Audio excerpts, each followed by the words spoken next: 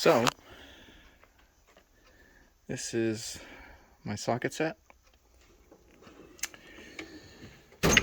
This is my ratchet set. This is my screwdriver set. Wrenches, and I got more and more and more tools. More and more and more tools. But the point of this video is to really answer the question this is really geared towards people who are looking to learn how to wrench and they do not know what tools to purchase or where to start at or what to buy. What I'm going to show to you is essentially the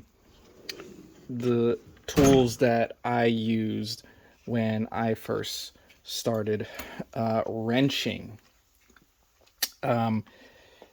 Let me put this lock.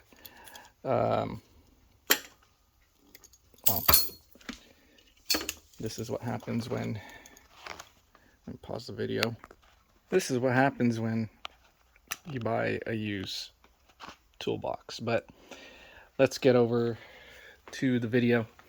So, I know what some people are looking to start wrenching on vehicles. This is my 190 Cosworth Evo 2 replica. It is a 2.3 16 valve. What you're seeing here is kind of a mild representation of the tools that I owned or had when I first owned this car in 2006. Essentially, this isn't all the original tools, but essentially this is a good representation of somebody who really wants to start wrenching on cars, doesn't know what to buy, and kind of needs some general guidance on trying to pick out a set of comprehensive tools to really start working on vehicles. Again, these aren't all the tools that I actually had, but this is pretty much most of them.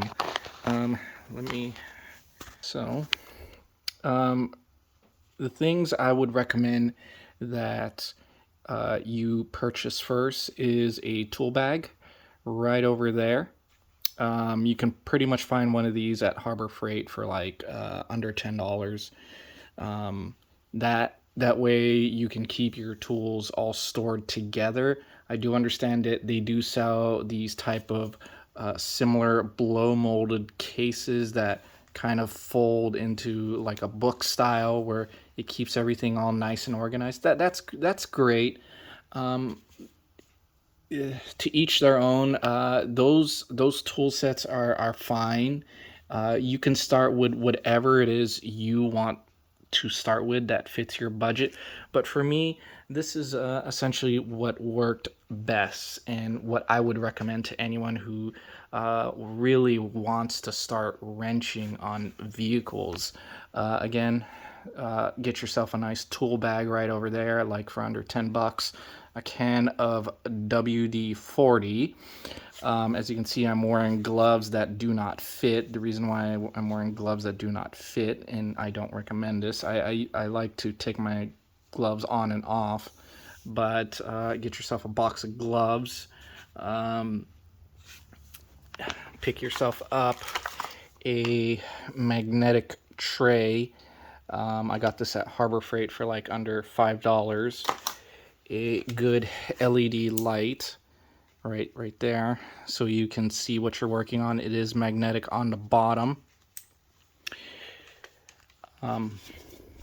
This is the actual rubber hammer that I first started using, that my dad had purchased. You can see how beat up it is. It has gone through a lot, but yes, this was the actual rubber hammer that I started using. pick yourself up a nice inspection mirror. So essentially, once you're working on your vehicles, you can put your hand down and see what is going down there in conjunction with your light. I found that mirror, by the way. All right.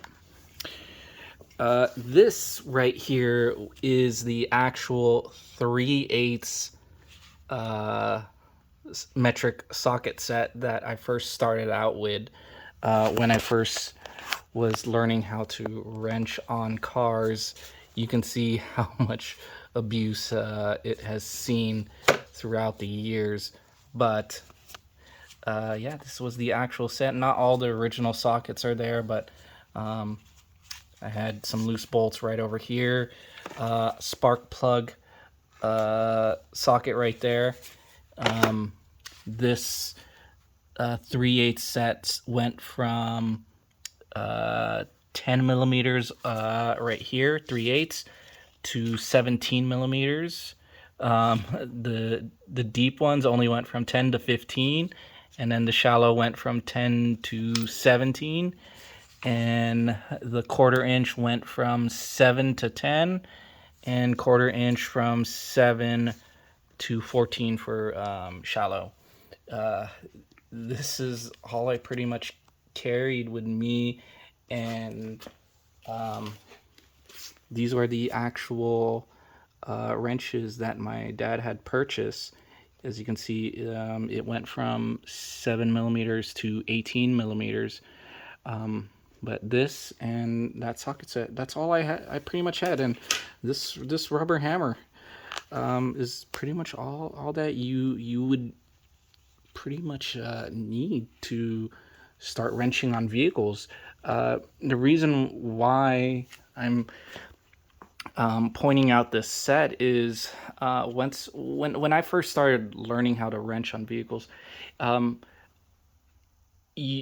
went to a junkyard and I started randomly working on a vehicle that I owned, which was a 1990 Honda Accord. And the thing when you go to a junkyard is you can only carry so many tools with you. You can't take, for example, my full socket set with you. That's just way too heavy, and you're not going to be able to carry that around. So you need to be able to be light enough to carry all your tools with you. So what I'm showing you here is what I would really recommend for somebody.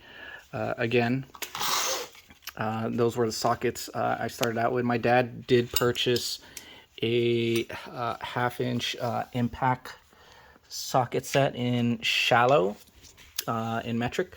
This is the actual Craftsman 1/2 inch ratchet that I was using to when I first started wrenching on this car. So it was this and that hammer and those wrenches. And this one right here is the actual Allen key set that my dad had purchased and I had really started using. So get yourself a Allen wrench set. Typically those are, you can find those in most tool sets. Another thing I recommend when picking out a set of tools